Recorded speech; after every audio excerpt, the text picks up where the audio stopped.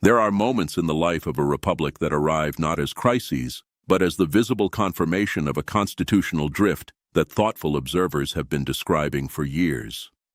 What the United States Senate did this week, the procedural vote that most of the country slept through, the reinterpretation of a rule that has governed the chamber for the better part of 2 centuries, the quiet decision to allow a simple majority to do what previously required deliberation and consensus, none of it surprises me, not one bit.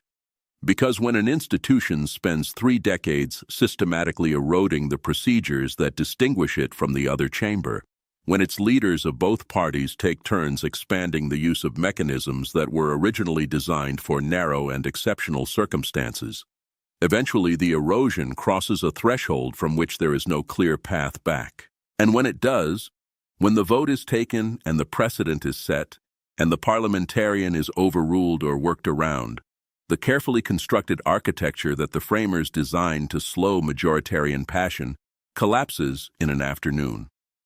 It doesn't matter how the press releases describe it. It doesn't matter which party celebrates and which party warns. The institution either holds its character or it doesn't. And what happened this week tells you exactly which way that question has been resolved. Let's go back.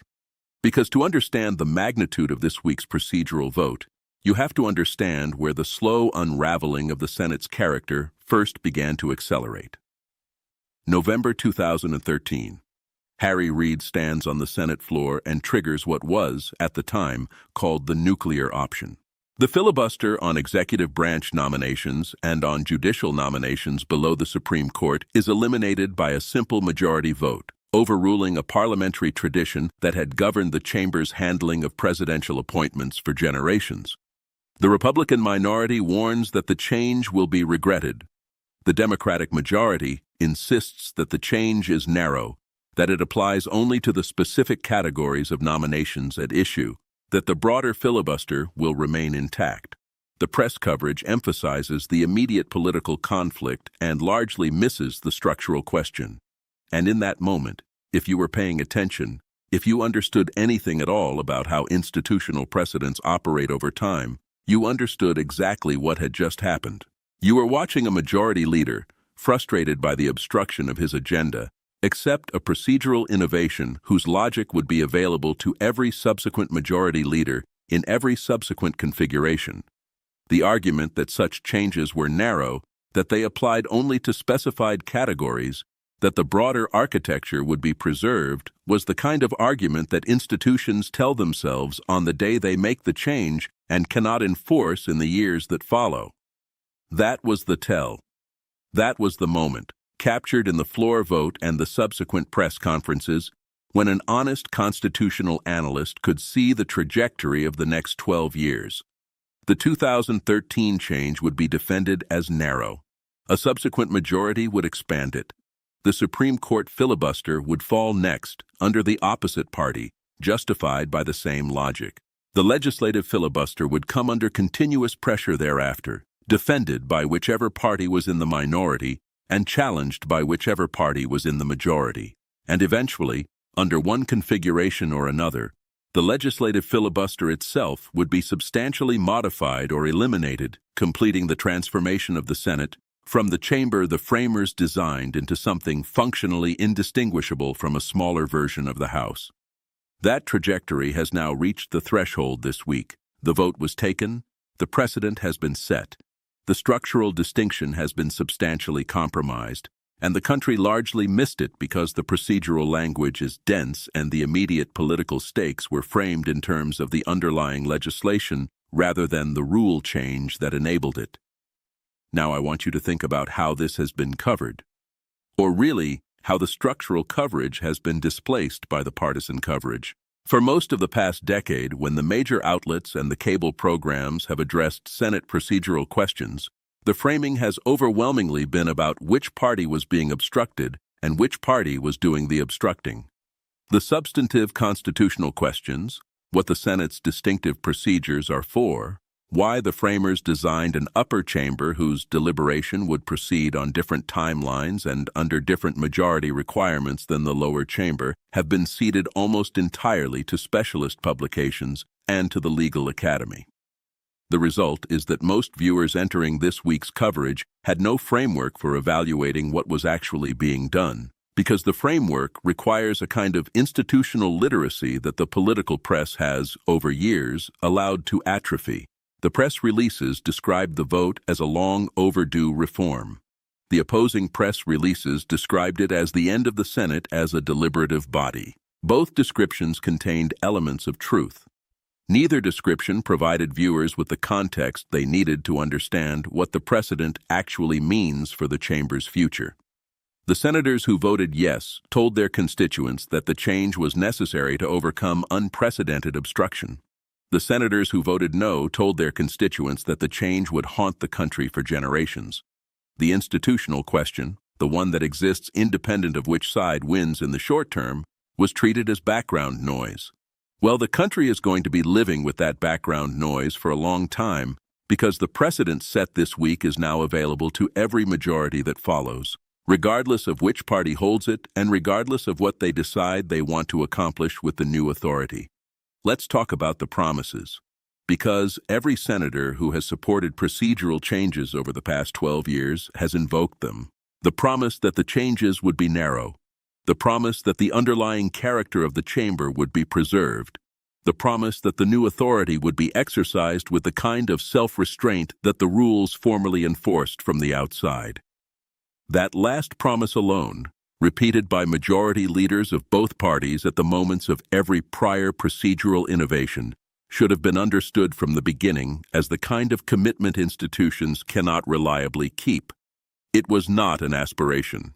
It was, in each case, a deliberate, repeated, documented assurance that the change being made would not lead where the critics warned it would lead.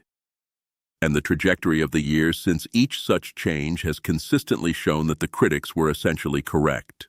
The 2013 change led to the 2017 expansion, which led to the procedural innovations of subsequent Congresses, which led to the threshold the chamber crossed this week. Beyond the broken assurances on incrementalism, what's left of the chamber's distinctive character? A confirmation process that now operates by simple majority across essentially the full range of presidential appointments. A legislative process that has been substantially modified in this week's vote to allow categories of legislation to move with majority support that previously required broader consensus. A practice of unanimous consent agreements that has been progressively narrowed as each party has decided, in turn, that the cooperation required to sustain such agreements is no longer worth the political cost. A culture of cross-aisle relationship that, by the accounts of long-serving members themselves, has visibly deteriorated across the same period the rules have been changing. That is not the preservation of the chamber's character. That is a series of decisions whose cumulative effect has been to transform the institution into something its founders would not recognize, made one vote at a time, each vote defended as narrow, each cumulative effect denied until the next vote made denial impossible. And then there is the human cost, which is the part of this story that the procedural coverage rarely centers. The collateral damage that the floor speeches obscure. Behind every rule change, behind every precedent set, behind every press conference celebrating reform or warning of catastrophe, there are the citizens whose relationship to their own government depends on the institution's functioning as the constitutional design intended. The framers built the Senate the way they built it for reasons. They built it slower than the House because they believed slow deliberation produced better legislation. They built it with higher majority requirements on specific matters because they believed broad consensus was the appropriate threshold for actions that would bind the country for generations. They built it with longer terms because they believed insulation from immediate electoral pressure produced more thoughtful judgment. Each of these design choices was, in its time, defended and criticized. But the architecture as a whole was the product of careful judgment about how to construct a chamber that would resist the passions of the moment while remaining ultimately accountable to the people. That architecture is what has been progressively dismantled, and the cost is being paid by citizens of every political orientation whose laws and judges and treaties are now being decided through a process that bears decreasing resemblance to the one the Constitution describes. The conservative voter whose policy preferences win this year may discover, in 2 years, that the same procedural innovations are being used to enact a program he opposes with the same simple majority his side just relied on.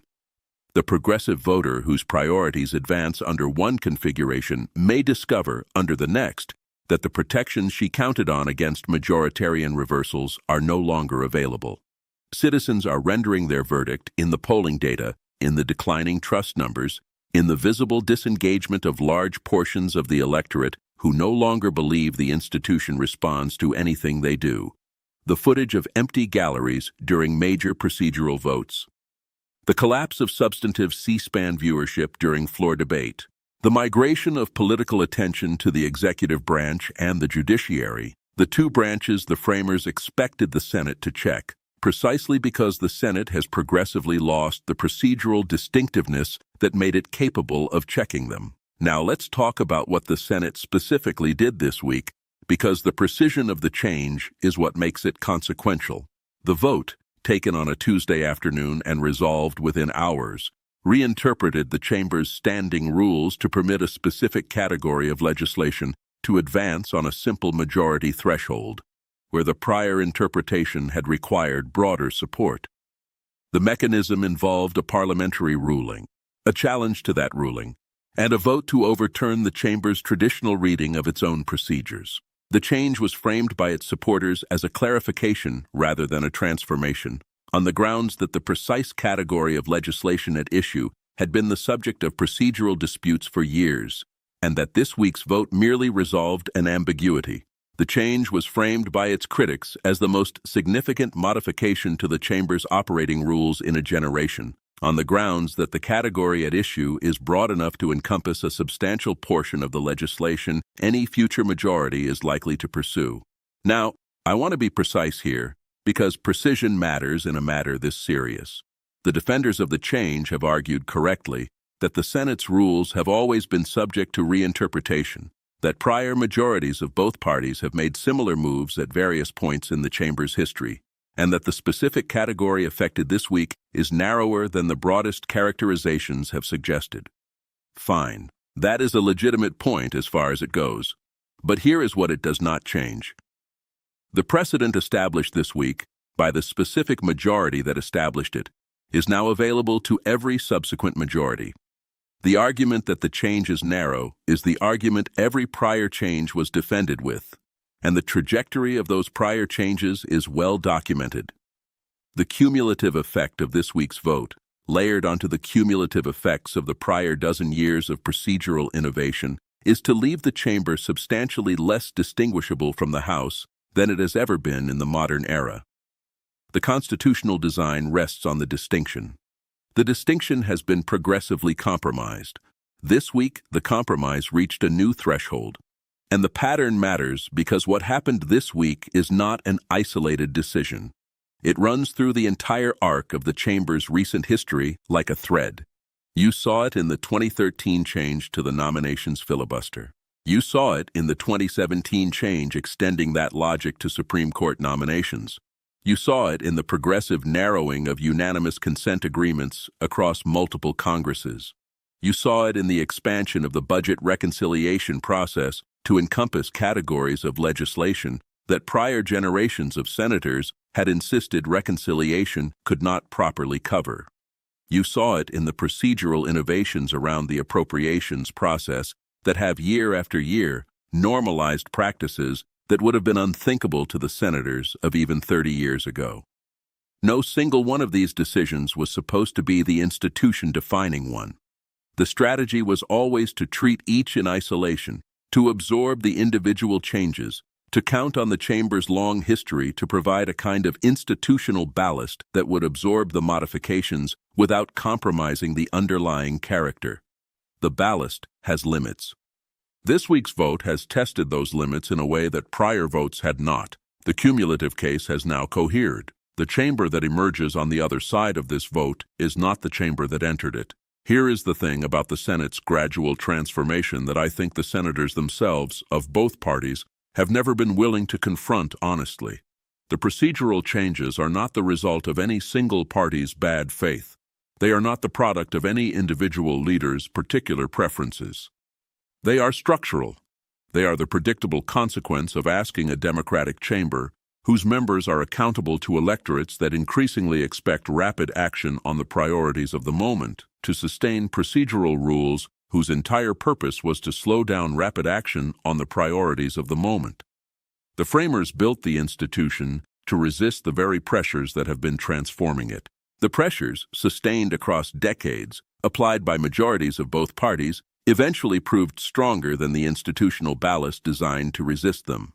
That outcome was, in retrospect, predictable. The senators of both parties who facilitated it have, at various points, all acknowledged in private conversations and in retirement memoirs that they understood what they were doing. The question is not whether they understood. The question is whether the institution they were entrusted to steward was capable, under modern political conditions, of resisting the incentives that pushed them toward each successive change. The answer, demonstrated this week, is that it was not. And there is no better physical monument to that answer than the chamber itself, the room where the votes are taken, with its desks arranged in the pattern established generations ago, and its galleries oriented around the proceedings that are increasingly different in character from the proceedings the room was designed to host.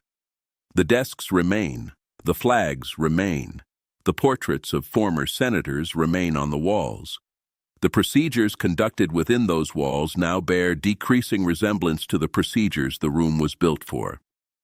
If you wanted a metaphor for what has happened to the upper chamber, you could not do better than the visible continuity of the room against the substantive transformation of the work conducted within it.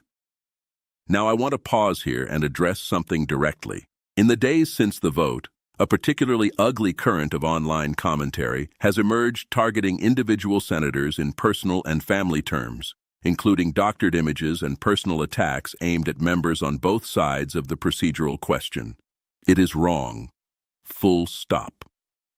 I can believe that this week's vote represents a serious and consequential change to the chamber's character. I can document the institutional failures the vote exposes. And I can still say without hesitation that the senators who voted on either side deserve to be evaluated on the merits of their arguments and the consequences of their decisions, not on personal attacks aimed at them or their families.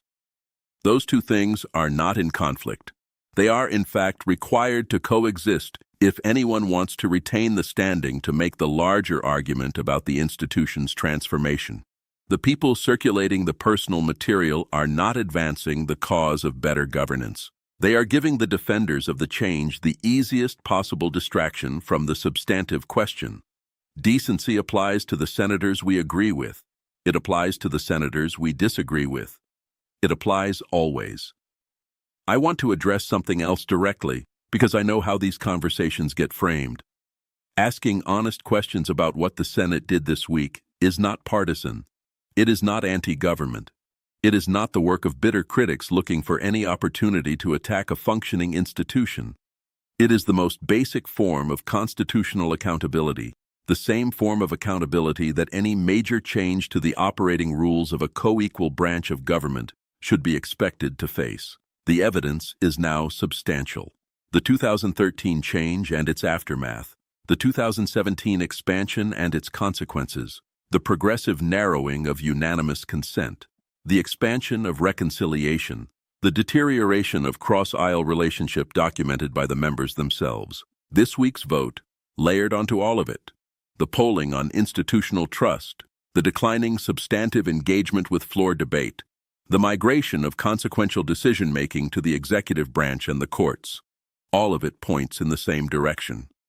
The irony of history, and history is full of ironies, is that the chamber's own choices, the votes its members have taken to streamline their own work, have done more to diminish the chamber's distinctive constitutional role than any external pressure could have achieved.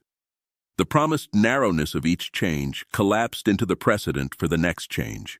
The promised preservation of the chamber's character collapsed into the visible transformation that this week's vote completed. The institution was given every conceivable advantage, a constitutional design specifically crafted to resist exactly the pressures that have transformed it.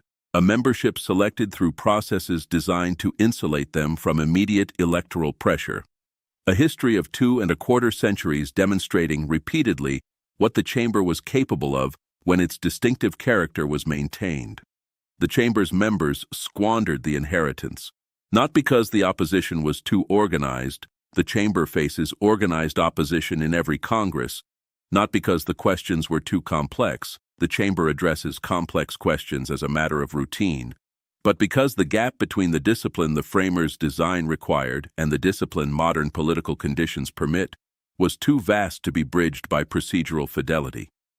The members believed they could make the necessary changes without surrendering the institution's character. They could not. And when the changes accumulated, the character changed. The character always changes eventually when the procedures that produced it are abandoned.